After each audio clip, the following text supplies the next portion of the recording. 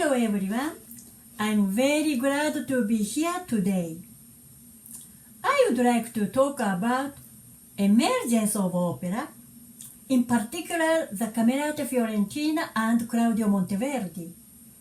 Camerata Fiorentina is the original Italian word, and in English it's the Florentine Camerata. I would like to describe how the Camerata Fiorentina and Claudio Monteverdi have been deeply involved in the emergence of opera. The word opera itself describes a variety of artistic realities such as poetry, music, performing arts, acting, and dance.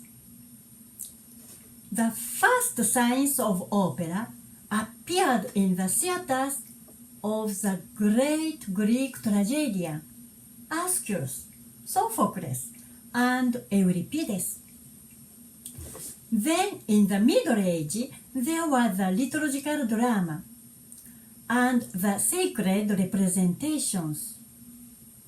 The topics were religious, with dialogues and actions between various characters. All these types of performance were involved in the birth of opera in music. Another important document, a profane work that bears the signs of operatic representation, is Jeux de Robin et Marion by the French troubadour Adam de la Halle, who stages a shepherd girl and a knight who seduces her. However, it is with the Madrigal Drammatico of the Cinquecento, the 16th century, by Orazio Vecchi and Adriano Banchieri, that the concept of representation is starting to be created. The true history of opera begins with the Camerata Fiorentina in 1595 in Florence in Italy. Some Renaissance humanist scholars, driven by a strong admiration for the ancient classical world, set out to revive the Greek tragedy in the modern world. Among them were theorists, poets, and musicians who formed a partnership in Florence in the count house of the Count of Vernio Giovanni Bardi, with the name of Camerata Fiorentina or Camerata Bardi. The main figures of this association were the theorist Vincenzo Galilei, who was the father of Galileo Galilei, the musicians Pietro Strozzi, Giulio Caccini, Jacopo Peri and Jacopo Corsi, the poets Ottavio Rinuccini, Gabriele Chiarbrera, and Count Giovanni Bardi. The real purpose that the Camerata Fiorentina invoked the rebirth of the Greek tragedy was the search for new expressive means to re-evaluate the text which, until then, had been overwhelmed by the musical complexity of counterpoint and polyphony. Convinced that Greek tragedies were sung in their entirety not only by a choir but also by the recitative of the actors, the members of the Camerata Fiorentina set out to recreate the ancient genre in modern form. This imagination led them to orient themselves towards monody and to create a new style called recital cantando,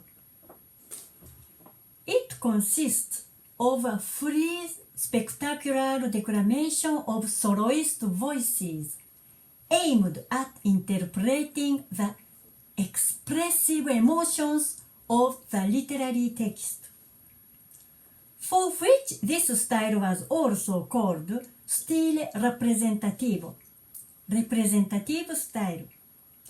In other words, the members of the Camerata Fiorentina proposed to create a particular musical language, defined as recital cantando, in which music had the task of increasing the meaning of words.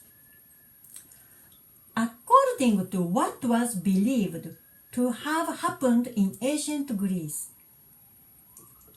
the aim was to give maximum importance to the declamation of the voice.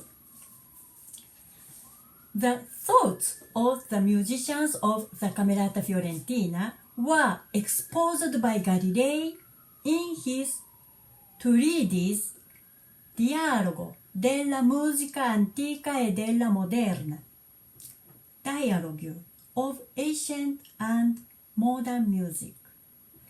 Galilei himself wrote the first examples, now lost, of monody accompanied with La Lamentazione di Geremia, the Lamentation of Germany, and with the Dante episode of Conte Ugolino, Count Ugolino, while Caccini composed one of the first anthologies of monodic songs accompanied by Nuove Musiche, the New Music, in 1602. There are three works that have shown important historical implications for the emergence of opera: Dafne and Euridice by Camerata Fiorentina and Orfeo by Claudio Monteverdi. With this intention, Rinuccini and Peri composed the Dafne in Florence in 1595. Dafne is thought nowadays to be the oldest known opera, although only fragments of the score remain. Daphne is a story from Greek mythology, and Daphne, who continues to refuse while being proposed to by Apollo, asks his father to transform into a laurel. Apollo, who hasn't given up yet, breaks the laurel by hand to make it his own crown. Daphne was monodic, meaning it used the form of the recital cantando.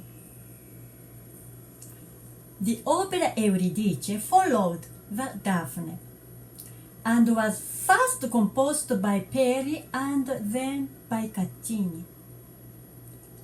The libretto was by Rinuccini, who was the same librettist of Dafne.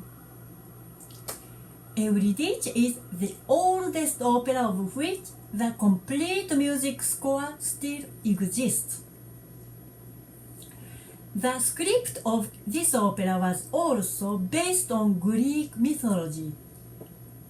The reality happened that instead of reviving the ancient Greek tragedy, a new theatrical genre was created, namely melodrama, from melos, which means music, and drama, which means representation in music. With these intentions, Dafne and Euridice were born, and both operas had stories of the pastoral fables. Moreover, The pastoral subjects, il satiro, the satire, and la disperazione di Fileno, the desperation of Fileno, by Emilio de Cavalieri, score now lost, can be considered as precursors of melodrama. This is the era, the late 16th century, in which the favola, fable, or drama pastorale, pastoral drama, is indicated as the most stable poetic genre for the new melodramatic form, and the Aminta of Tasso was taken as example. Emilio de Cavalieri was active in Florence at the same time as Camerata Fiorentina, but was not a member of the Camerata. However, it must be said that these first attempts at melodrama gave more importance to the words than music, almost as a reaction to the previous contrapuntal and polyphonic style. However, a perfect balance between music and words will only be achieved with Monteverdi with the opera La Favola di Orfeo in 1607. Claudio Monteverdi was born in Cremona in Italy in 1567 and died in 1643. At 22 years old, he was hired in Mantua in the court of Duke Vincenzo Gonzaga. The most historically important thing he did in Mantua was the composition of Orfeo in 1607, which is the first real theatrical opera in music history, after the experiments made by the Camerata Fiorentina. The story is based on the Greek mythology of Orpheus. The word opera did not yet exist when Orfeo was composed, and Monteverdi himself called it Favola in Musica, Fable in Music. In Mantua, he also composed the opera L'Arianna, but only the famous aria Lamento di Arianna, Ariadonessus Lament, remains. With Monteverdi, music comes to life for the first time with all human passions and all dramatic feelings. In the theatrical genre, Monteverdi wrote 23 operas, but only 3 remain: Orfeo, Ritorno di Ulisse, Return of Ulysses, and L'incoronazione di Poppea, Coronation of Poppea. Each character is treated with impressive psychological realism, and the orchestra is no longer limited to supporting only the voices, as it did in Dafne and Euridice by the Florentines, but creates dramatic atmospheres and lights up characters and feelings. In Florence, the melodrama introduced 2 important facts: Recital cantando and the pastoral theme.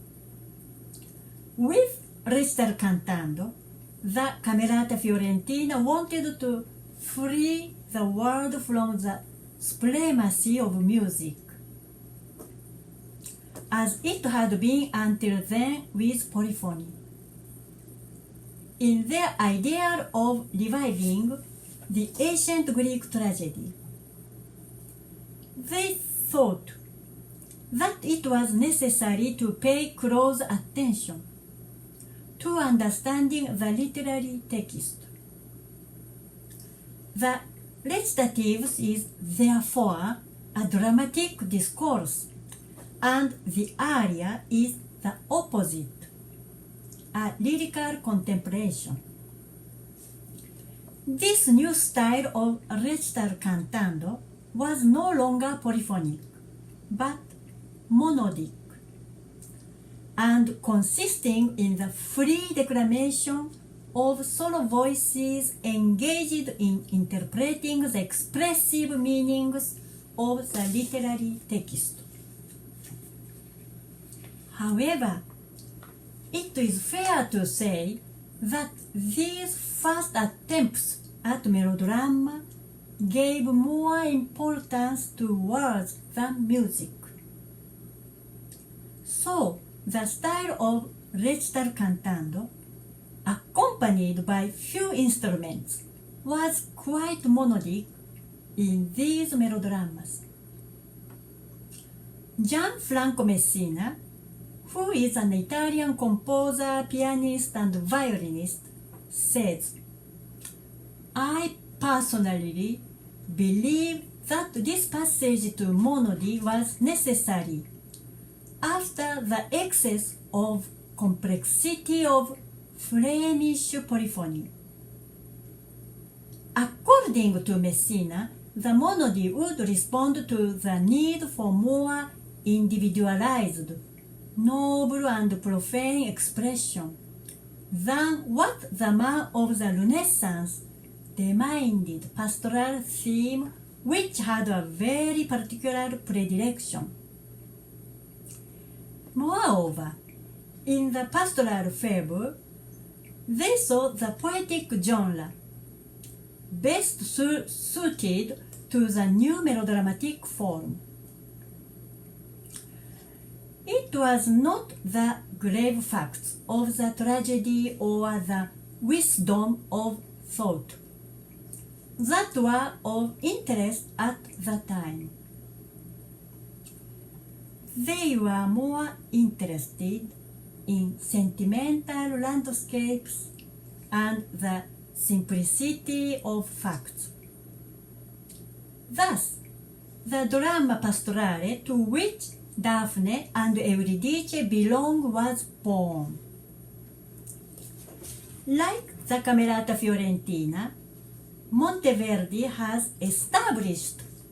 established a new style in music history. Monteverdi used pizzicato and tremolo for the first time in the strings, thus creating the agitated style. This new style was mostly used to express the tragic.